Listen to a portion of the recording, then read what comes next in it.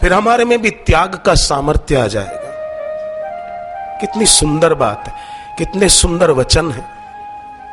गोपियां कहती हम मोहित हुई हैं। कैसे? कि आपके गीत से, आप जो वेणुनाद करते हैं उससे हम मोहित हुई हैं। आज लोगों को कोई भी मोहित कर देता है। कितने कमजोर मन वाले हैं, कितनी बुद्धि तमस से भरी हुई है। गोपियों की बुद्धि सत्व में स्थित है। इसलिए तो उद्धव जी ने कृष्ण भगवान को कहा, मैंने स्वर्ग के देवताओं में वो ऊंचाई नहीं देखी जो ऊंचाई मैंने ब्रज की गोपियों में देखी। इसलिए उद्धव जी कहते हैं, मैं नंद बाबा के ब्रज की गोपियों को प्रणाम करता हूं। वंदे नंद ब्रज स्त्रीणाम पाद रेणुम भीक्ष्णशः यांसाम हरि कथोद्गीतम पुनाति भुवनत्रयम। उद्धव जी कहते हैं, मैं नंद के ब्रज की गोपियों की चरण धूलि को माथे पर लगाता हूं। पाद रेणुम भीक्ष्णशः। क्यों? क्योंकि उन्होंने अपने गीत से, अपनी भक्ति से तीनों भुवनों को पवित्र कर दिया है। और इन गोपियों के गीत को गाने से हमारा मन भी तो पवित्र हो रहा है। कितने सुंदर वचन है, कितना बड़ा त्याग है।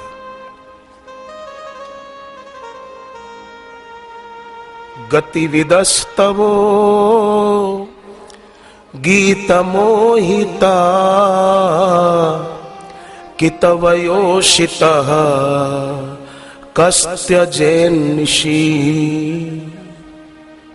हम इन सब का त्याग करके आपके पास आई हैं।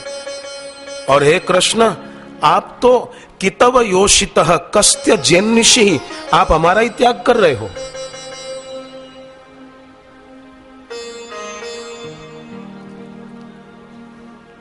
इसलिए आप हमारा त्याग न करो।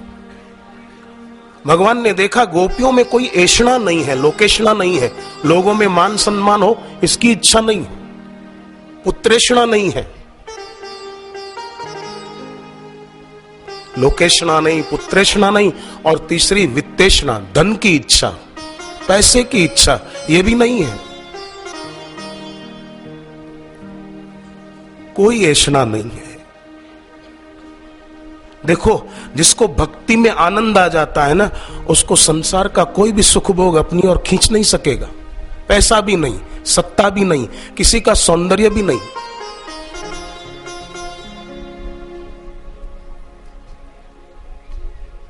क्योंकि संसार में सब कुछ विनाशी है और ईश्वर और गुरु अविनाशी है।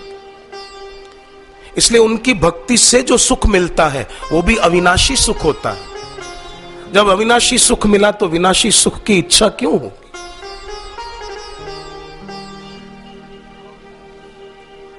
अर्जुन को तो बोलना पड़ा, निर्ममो निरअहंकार, निर्मम हो जा, किसी में ममता मत रख और अभिमान मत रख। पर गोपियां पति सुतान्वय भ्रात बांधवान अति विलिंघय अच्युतागता, सब पहले से ही उनका छूट गया, ममता रही नहीं कहीं।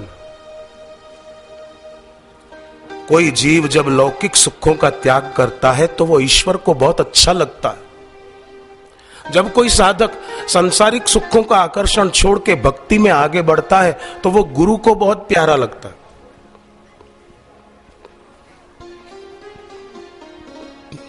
गुरु को कोई चीज भेंट देने से गुरु का प्यारा नहीं हो जाता वो शिष्य। गुरु की उपासना से कोई शिष्य गुरु का प्यारा हो सकता है। और गोपियां, भागवत में वर्णन है, गोपियां कोई ऐसी गरीब नहीं थी, उनके घर में सब कुछ था, किसी चीज की कमी नहीं थी, फिर भी किसी चीज में उनकी आसक्ति नहीं थी, किसी चीज में उनकी ममता नहीं थी, अपने शरीर में ही आसक्ति नहीं थी, अभिमान नहीं था कि हम ऐसे हैं, हम वैसे हैं। सब चीजें थी, किसी चीज की कमी नहीं थी, पर किसी चीज में ममता नहीं थी, क्योंकि मन ईश्वर में लग चुका था।